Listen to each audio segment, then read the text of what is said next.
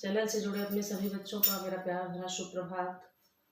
बेटा, अब तक के वीडियो में हमने छंद पढ़ा, जिसमें 4 छंद पढ़ा, दोहा, चौपाई, रोला और सोरठा, है ना।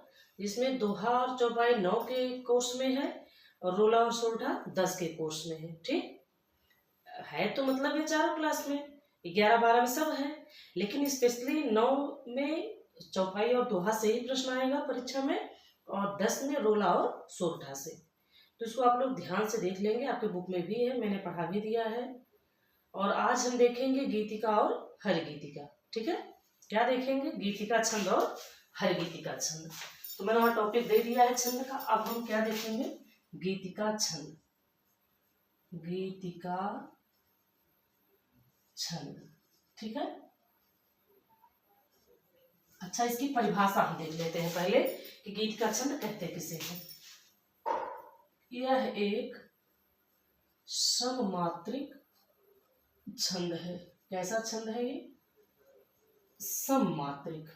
ठीक है, यह एक सममात्रिक छंद है। इसमें 4 चरण होते हैं। इसमें 4 चरण होते हैं। अच्छा, प्राय हमने बताया कि प्राय छंद में 4 चरण होते हैं। और क्या है? प्रत्येक चरण में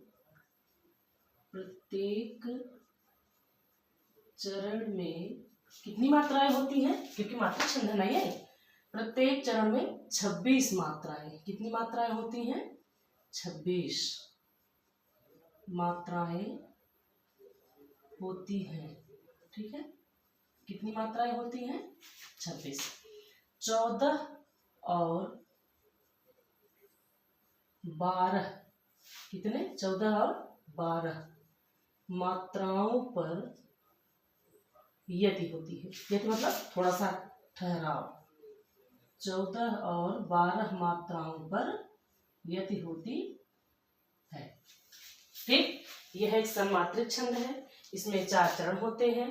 प्रत्येक चरण में 16 मात्राएं होती हैं। 14 और 12 मात्राओं पर यहाँ पर भूल गया, मात्राओं पर यति होती है। ठीक, ये चिन्ह है ना, होती है। जैसे हम इसका एग्जाम्पल देख लेते हैं। जैसे बहुत ही आसान एग्जाम्पल लिखाऊंगी बाबू। हमने बचपन में वो लाइन पढ़ी होगी, भले न याद हो, लेकिन जब आज लिखेंगे तो फिर से आपको याद हो जाएगा। हम लोगों ने तो पढ़ा था, हमारे विद्यालय में प्रेयर होता था ये, तब नहीं पता था कि इसमें गीतिका छंद है। हे प्रभु आनंद दाता, आनंद दाता ज्ञान हमको दीजिए। हे प्रभु आनंद दाता ज्ञान हमको दीजिए। ठीक, शीघ्र सारे दुर्गुणों को, शीघ्र यहाँ सारे दुर्गुणों को, दुर्गुण माने बुराई, शीघ्र सारे दुर्गुणों को दूर हमसे कीजिए। दूर हमसे कीजिए। लीजिए हमको शरण में, लीजिए हमको शरण में, हम सदाचारी बने। कैसे बने? सदाचारी, सत्य का आचरण करने वाले, सद्मार्ग का आचरण करने वाले हम सदाचारी बने। ब्रह्मचारी, ब्रह्म यहाँ आधा रहेगा, चारी धर्म रक्षक, धर्म रक्षक वीर व्रतधारी बने, वीर व्रतधारी बने। ठीक, हे प्रभु आनंद दाता ज्ञान हमको दीजिए, शीघ्र सारे दुर्गुणों को दूर हमसे कीजिए, लीजिए हमको शरण में हम सदाचारी बने, ब्रह्मचारी धर्म रक्षक वीर व्रतधारी बने। ठीक है, अब हम इसकी मात्रा निकाल लेते हैं। कितनी मात्रा होती है पृथक चरण में? 26 मात्रा। हमने क्या पढ़ा था? ह्रस्व स्वर की 1 मात्रा, दीर्घ स्वर की 2 मात्रा। ठीक है, यहाँ दीर्घ है तो 2 3 4 5 6 7 8 9 10 11 12 13 14 14 मात्रा मिल गई। यहाँ यति है ना थोड़ा सा अल्पविराम।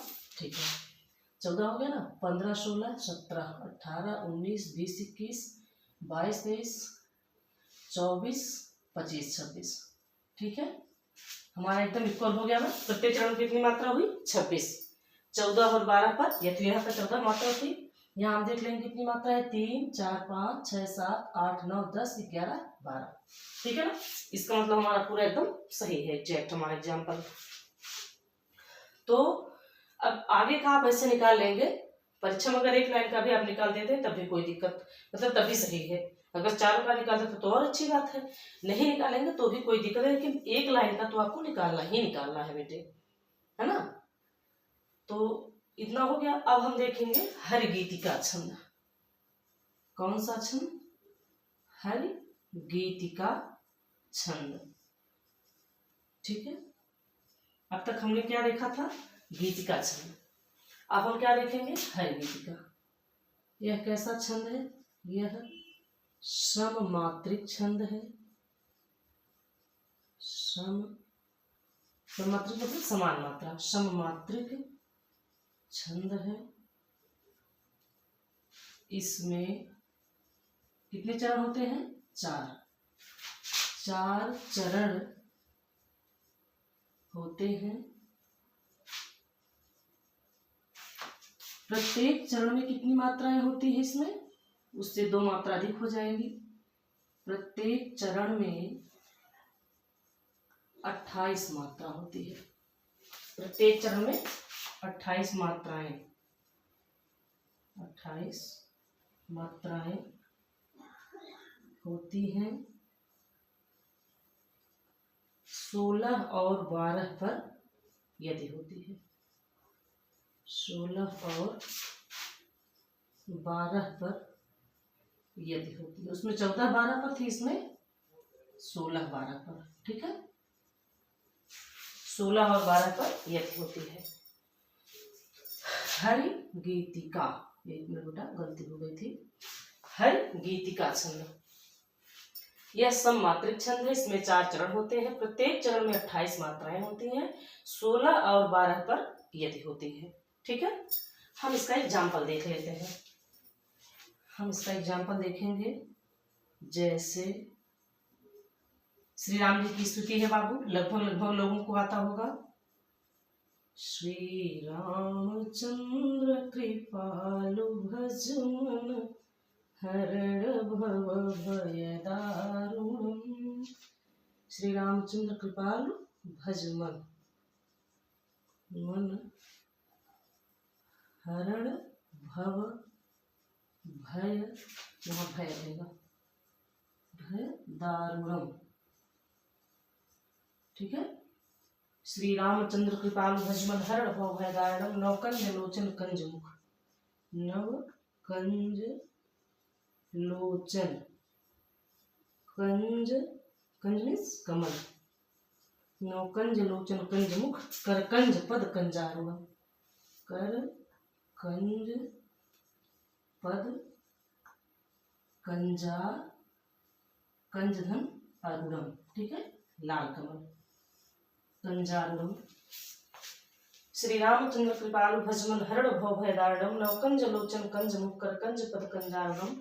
कंदर्प अगणित, कंदर्प मीन्स कामदेव जी, कंदर्प अगणित अमित छवि नव नील नीरद सुंदरम। कंदर्प अगणित अमित छवि, छवि नव नील नीरद, नीरद मीन्स बादल,